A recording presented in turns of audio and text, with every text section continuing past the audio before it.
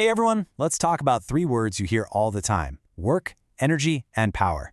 They seem simple, right? But what they mean in physics, well, that's where things get really interesting. So, let me start with a question. Picture this. You've been hitting the books, totally zoned in for 2 hours. Your brain feels fried. You've worked really hard, haven't you? In everyday life, absolutely. But according to a physicist, you might be surprised by the answer. And here's the twist. The way we talk about work is all about mental effort, like thinking and studying. But in physics, the rules are super specific. It has nothing to do with how tired you feel. For work to happen, you need two things: a force, and for that force to actually move something. So, here's the official definition.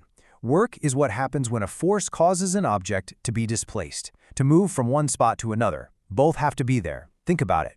You can push on a solid brick wall with all your strength. You'll get exhausted, but if that wall doesn't budge, you've done zero work on the wall. Now you'll see this formula with something called cosine theta in it.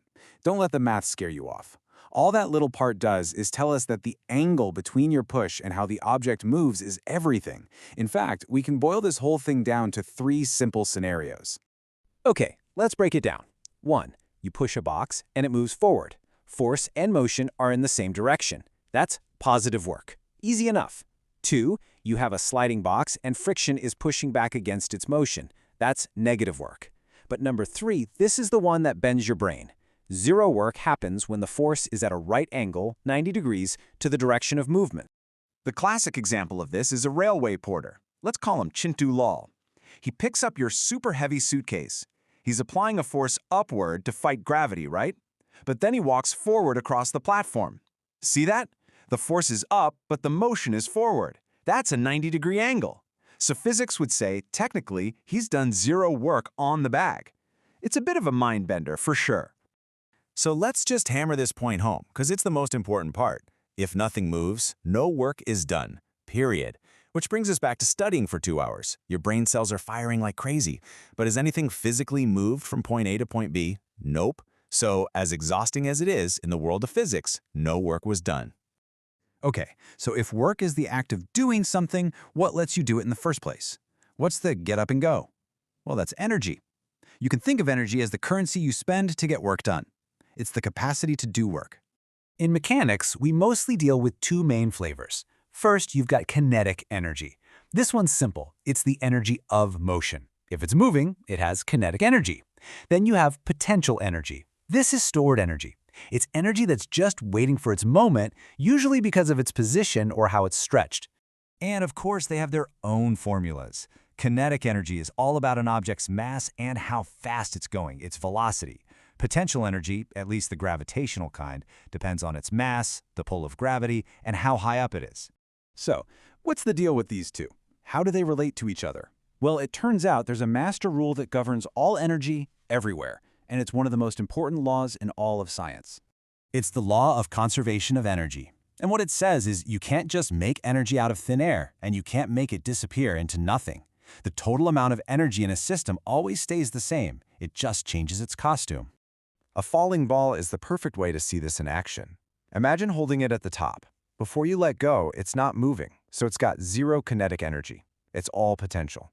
As it falls, that potential energy starts converting into kinetic energy. Halfway down, it's a perfect 50-50 split. And right before it hits the ground, bam, it's all kinetic. So let's put a number on it. If that ball started with 2,000 joules of potential energy, and by the way, joules are the unit for both work and energy, then the total energy at any point during its fall is always going to be 2,000 joules. The type of energy changes, but the total amount doesn't. All right, we're on the home stretch. Our last concept is power.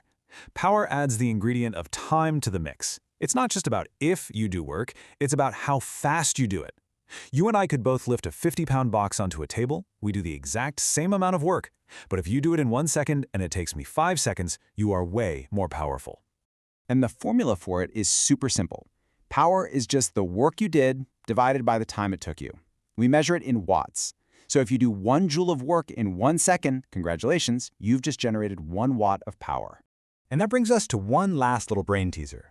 A weightlifter is up on stage, muscles straining, holding a massive barbell completely still over their head. They're obviously exerting a huge upward force. But how much work are they doing on the barbell? Now think back. What's the magic ingredient for work?